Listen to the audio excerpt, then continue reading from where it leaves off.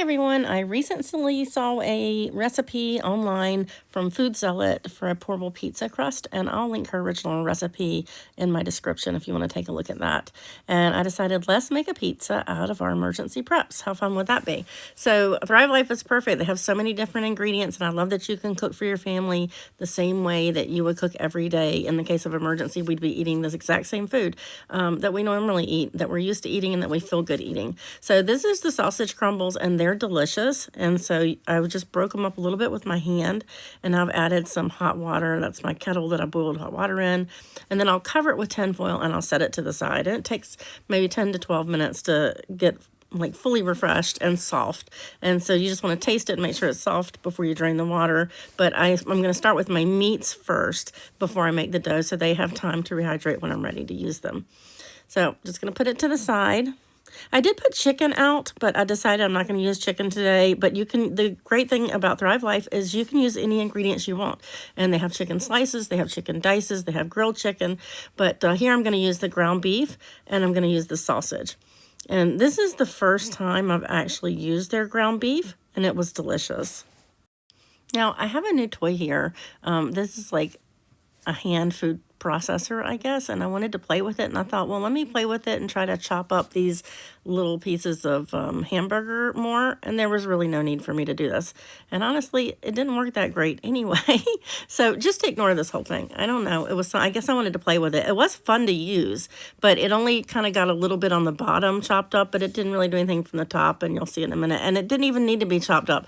The ground beef was really delicious and tender and soft, and that's one of the things I love about the freeze-dried food is I thought it would be dry and not good, and I'm missing 13 teeth, and I don't like to wear my partials because they're just really, I just don't like the way they feel in my mouth. So I'm really excited that the ground beef, the beef dices, and the sausage are all so tender that I can eat them very well and very easily, and the chicken as well.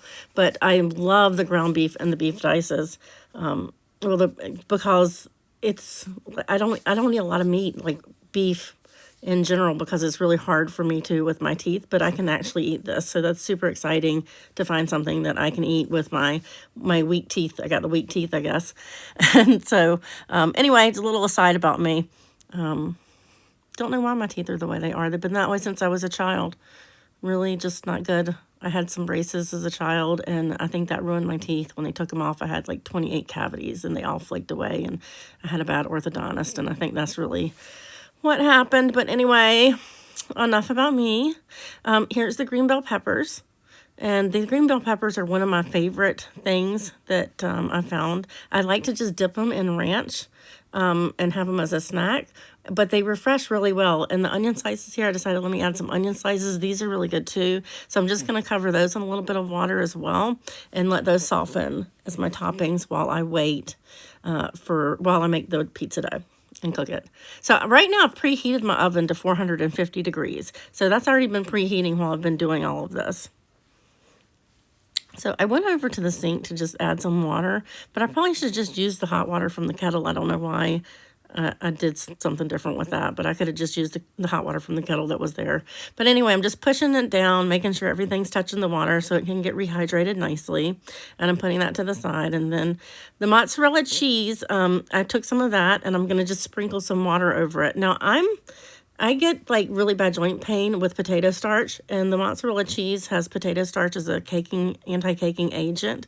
So I'm going to do the mozzarella cheese two ways, but you're only going to see it one way here. So this is going to be for my son's pizzas. We're just going to have the tomato sauce on it and sausage and hamburger. So I'm just going to toss it the way it tells you to. It tells you to use like 3 tablespoons of water, and I just kind of felt of it when I was stirring it, and then I used a little bit extra. I'm really bad about not measuring. I kind of just measure by the heart. So, but this was right, and it actually turned out really good.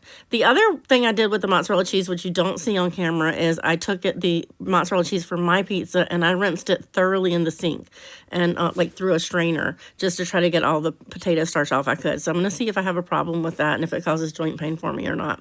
But I won't know that till tomorrow, so we'll see how that goes. But mine that I did, I didn't add any water to it since I'd rinsed it off because I thought that would be enough water to rehydrate it. But when I went to put it on the pizza later on, it wasn't quite as refreshed as it probably should have been. But I was like, it's close enough, and I went ahead and used it anyway. Okay, now I'm going to work on making the pourable pizza crust.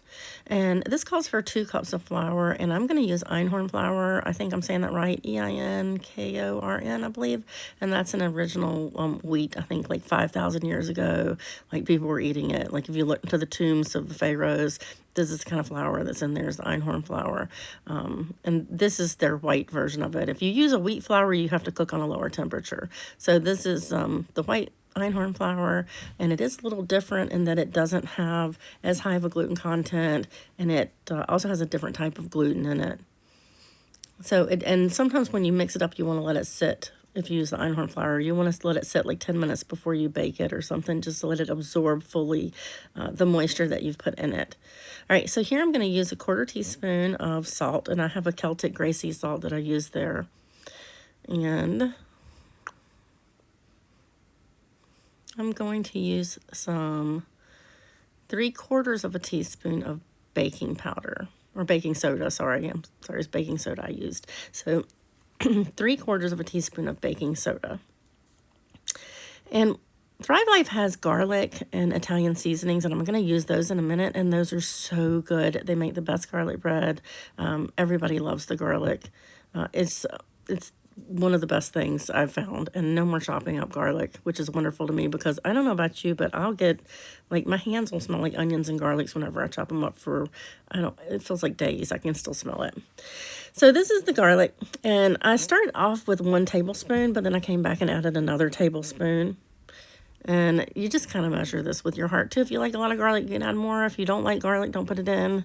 You know, whatever you want to do. But it did give a really good flavor to the crust. So, and this is their Italian seasonings, the Thrive Life Italian seasonings. And these are really good as well. So here I'm just flavoring the crust with these seasonings and herbs. And it's really going to end up being delicious. I know because I've already had a piece of it. And it was. So I think I put 2 tablespoons. Yeah, 2 tablespoons of this in.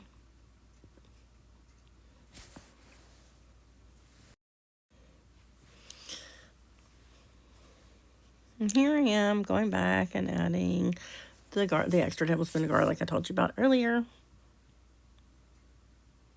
I'm sorry this is a long video, y'all. I'm going to try to get better at editing. Let's see. This is a 1/4 teaspoon of vinegar that I'm adding. And then the recipe calls for a cup of water. And I used a little bit more than a cup. And then I ended up deciding I think I should have added even more. And this is butter powder. I forgot I wanted to add butter powder. So I went and came and added like a tablespoon of butter powder into it just to give it a good rich flavor, buttery flavor to the crust. So I haven't quite put the whole cup of water in because the recipe I watched, she said add a little bit of time. I don't know that mattered. I could have just dumped the whole thing in, but then I ended up adding more. And the crust ended up kind of thick and a little hard to spread. And so I feel like maybe I should have used more water and split it up into 2 pizzas. So I did come back later and make a whole second batch of dough and made it a little thinner and used it that way. But I think I would even make it thinner than that. So I might would add a whole nother like 3/4 of a cup of water to this. I don't know. You can make it like this and this is good, but you decide if you decide to make it, figure out what you think the consistency should be. I think this is going to be too thick when you see how this ended up. I made it a little thinner the next time, and I think it would make it even thinner and make a less amount on the bottom of the pan just to see if I could get this a little crispier, because the only thing about this crust is when it came out, I mean, it had a little bit of crispness to it, but I wanted it to have even more crispness than it had, if that makes sense. This did end up about the texture of what the Food Zealots was, though. I was trying to get it to the consistency that she had. Now, she did say don't overmix, and maybe I overmixed. I don't know. And it could also be I needed more water because I have the freeze-dried garlic and the freeze-dried or Italian herbs in there as well. So here I have a pan, a cast iron pan that I'm going to use to put the pizza crust in to bake. And then I have some ghee, which is shelf-stable butter. And that's one of my preps I like to keep because we like butter at our house. So I thought, well, let me spread that on the bottom of the pan. I also render my own beef tallow, and I should have probably used the beef tallow in the pan because I really like the way beef tallow tastes when you bake with it. But I didn't. I used the butter here just to show you that as one of the kind of shelf-stable butters you can have on hand as a preparation item. And you can see how this is spreading. Like, this was kind of hard to spread. I was like, at this point, I'm thinking I probably should have made it thinner, but we're going with it. All right, this is the tomato sauce. Thrive Life has a great variety of stuff. And one of the things that's awesome is they have their own tomato sauce. So, you can have some of this stored. Now, the tomato sauce and the bechamel sauce, which I'm going to mix up in a minute, I think they have a 5-year shelf life, but it's a great prep to have on hand to do stuff like this. I mean, how awesome would it be to be able to make spaghetti and pizzas for your family if there was an emergency? So here I'm just adding some hot water. I'm going to try to just to mix up enough enough pizza sauce for the pizza. And I decided I'm going to do one pizza with red tomato sauce. And then my pizza I'm going to do with the bechamel sauce because when I order pizza, I normally order white sauce on my pizza. I'm not a huge tomato sauce on pizza fan. I do love spaghetti though. All right, so here's the bechamel sauce. I'm going to do the same thing with that. I'm just going to mix it up. And the tomato sauce here that you see, I ended up adding a little more water to it after it set. It got a little thicker, so I added a tiny bit more water to it before I put it on. I was a little heavy-handed with this pour. So here I'm going to stir it up. I'm like, wow, that's way too liquidy. So now I'm going to have to go get another little plastic spoon to just put a little bit more of the bechamel in here to mix up.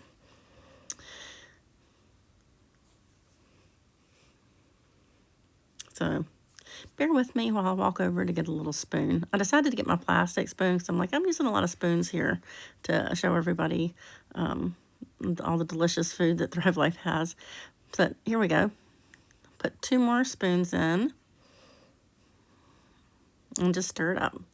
And that's a quick, easy white sauce, and it's really good. You can taste the garlic in it. I mean, if you wanted to, you could come and add a little bit more garlic or more freeze-dried garlic or freeze-dried Italian seasoning to it, but I thought it was perfect like it was.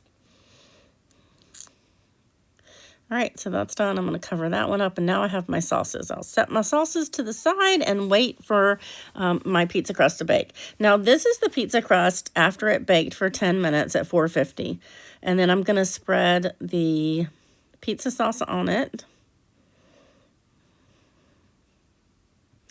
Now, I guess you do need to keep an eye on your oven. Everybody's oven is different, but it basically is golden brown at this point.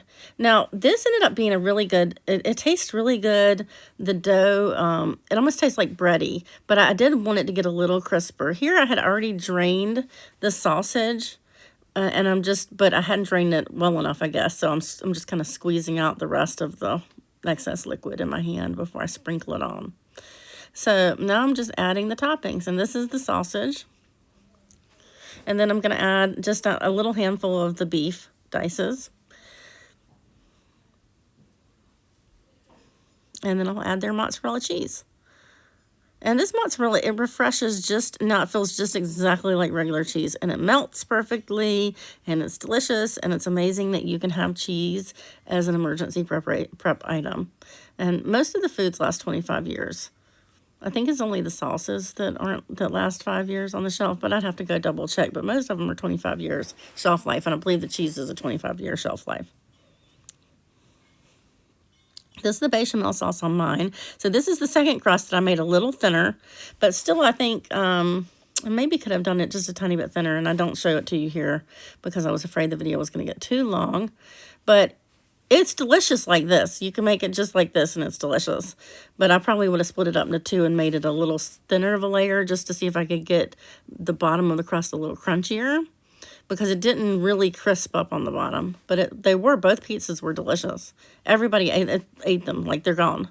So they were amazing. So here's the beef, hamburger beef, ground beef that I'm putting on. I'm going to sprinkle it on mine. I'm going to use the onion and peppers on mine. I have the bechamel sauce at the bottom, and then I'll finish it with the cheese that I rinsed because I was trying to get the potato starch off. So now here's my cheese that I treated differently than everybody else's cheese. And when I start to mess with it, you see me, I'm thinking in my head, that didn't quite refresh all the way. I should add a little bit more water, but I'm like, it's good, it's close enough. I'm just going to go with it. So when you see this one when it comes out, it is a little brown. The other one's all melty, and this one's a little brown when it comes out because it wasn't quite refreshed all the way. But one of my sons liked it better. He liked it being gold brown a little bit better. Now, you can see how delicious this looks when it comes out. My husband just got back from running, and he's ready for a slice. So this is that's a slice of it. And it was really good. It was delicious. And this is mine. This is how mine turned out. And it didn't last. I have adult children, and 1, 2, 3, 4 were living at the house, and they came down, and everything is gone now. It's all gone. They loved it. It was delicious. I came back and sprinkled a little bit of the Italian, freeze-dried Italian herbs over the top of the pizza, and that added a nice taste. But the crust, because I have it in the crust, was so flavorful and delicious, and it was wonderful. So, hey, anyway, thanks for watching. If you want to buy any Thrive Life products, I've got my link in the description, so if you'll use my link, it'll help me to make other videos for you. Let me know what you think. If you have a pourable pizza crust recipe that you really like, that you found on the internet, hey, put it in the comments below, and I'll give that one a try too. Anyway, thanks so much for watching. I hope you have a blessed day. Bye.